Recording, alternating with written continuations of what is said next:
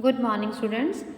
And now we are going to solve worksheet 1. Its first sum is draw any triangle XYZ and name its sides, angles and vertices. See, I have drawn a triangle here.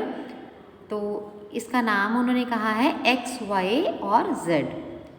And now we have to tell its vertices. Vertices means इसके corners X, Y, Z. ये 3 इसकी vertices हैं. Now we will see about its sides X, Y, Z and ZX. ये इसकी 3 sides हैं.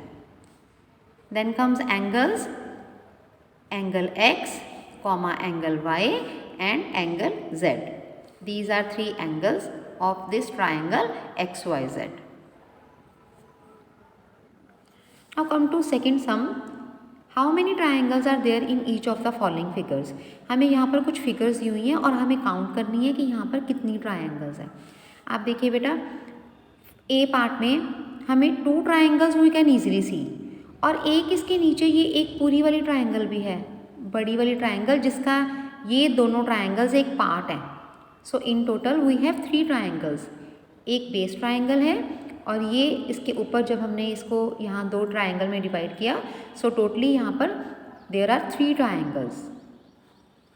ऐसे B में देखिए, एक ये बेस ट्राइंगल है और उसके ऊपर ये 1 2 3 4 ट्राइंगल्स और हैं. 4 + 1 5 ट्राइंगल्स.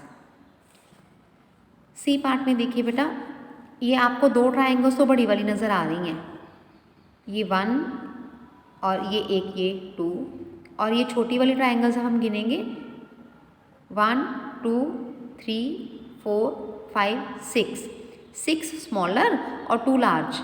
6 + 2 8 ट्राइंगल्स हैं यहाँ पर. अब डी पार्ट के लिए देखते हैं बेटा. In D part you can see 4 triangles here, 1 2 3 4. अब हमने देखना है बेटे कि इसके बेस में और कितनी ट्राइंगल्स हैं. सी हियर बेटे, अगर हम पहले इस डायगोनल को लेकर चलते हैं 4 5 एंड 6 और उसके बाद हम इस डायगोनल को छोड़कर अगर हम दूसरे डायगोनल को देखें तो यहाँ पर 2 ट्राइंगल्स और हैं, 6 7 and 8. So there are total 8 triangles in D part. Third sum में हमें कुछ ट्राइंगल्स की फिगर्स दी हैं और हमें उनको आइडेंटिफाई करना है उनके एंगल्स के बेस पर.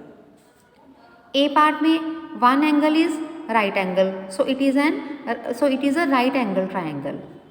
बी पार्ट में 1 angle is obtuse angle, so it is an obtuse angle triangle. In C it is acute angle triangle, क्योंकि जो इसमें एंगल्स हैं वो 90 डिग्री से स्मॉलर हैं. Similarly in D it is also an acute angle triangle. Fourth sum, can we construct a triangle with angles of measure 70 degree, 40 degree, 60 degree, why or why not? बेटे हमें 3 angles दिए हैं, एक है 70 degree, एक 40 degree और एक 60 degree. मैंने आपको बताया था कि ट्राइंगल के जो एंगल्स हैं उनका सम टोटल 180 होना चाहिए, ना तो 180 से कम हो और ना 180 से ज़्यादा हो. हम इन तीनों को प्लस करके देख लेंगे. 70 degree plus 40 degree plus 60 degree that is equal to 170 degree. ये देखिए बेटा, सम ऑफ 3 एंगल्स है 170 डिग्री, जो कि 180 डिग्री के इक्वल नहीं है. तो अगर 180 डिग्री के इक्वल नहीं है, so we can not construct a triangle with these 3 angles. Sum total must be always equal to 180 degree.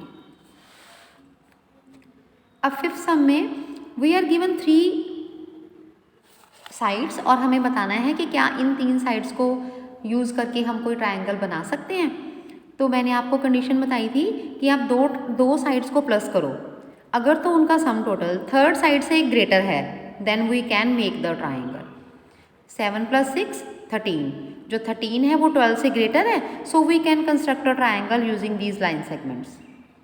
ठीक है, क्योंकि जो 2 लाइंस का जो सम टोटल है वो थर्ड लाइन से ग्रेटर है. बी पार्ट में 6 सेंटीमीटर, 5 सेंटीमीटर और 11 सेंटीमीटर.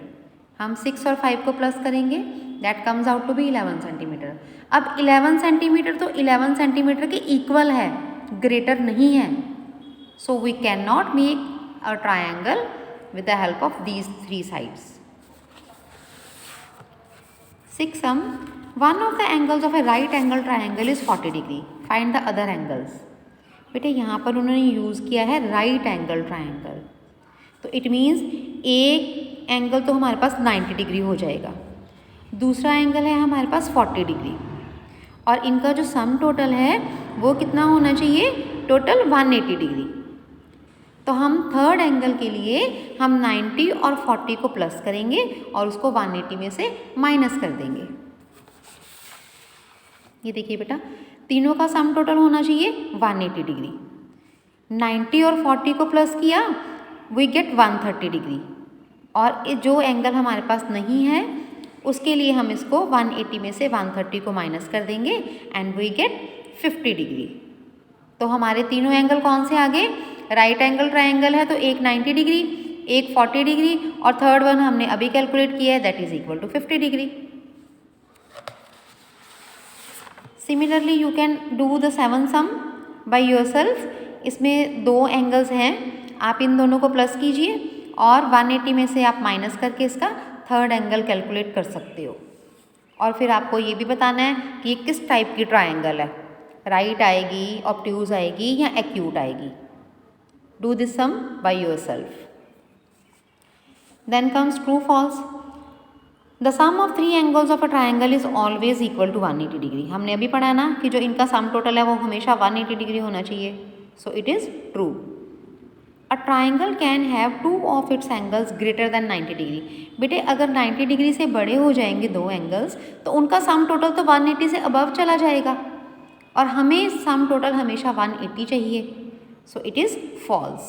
हम कभी भी 90 डिग्री के दो एंगल्स हैं उससे ग्रेटर नहीं ले सकते हैं। Equilateral triangle has all of its three sides equal in length. Yes, equilateral मतलब उसकी तीनों साइड्स हैं वो लेंथ में इक्वल होंगी। One angle of a right angle triangle is always equal to 90 degree. Yes, it is also true. Right angle का मतलब ही यही है कि इसका एक एंगल जो है वो 90 डिग्री होना चाहिए। Then a triangle whose all the three sides are different in length is called an isosceles triangle. No बेटा, जिसकी सारी साइड्स डिफरेंट हो उसको तो हम स्केलन ट्रायंगल बोलते हैं, और आइसोसेलेस ट्रायंगल कौन सी होती है, जिसकी टू साइड्स इक्वल हैं। So it is false statement. I hope this worksheet is clear to all of you. Now all of you note down these sums on your notebooks and practice these. Thank you बेटे।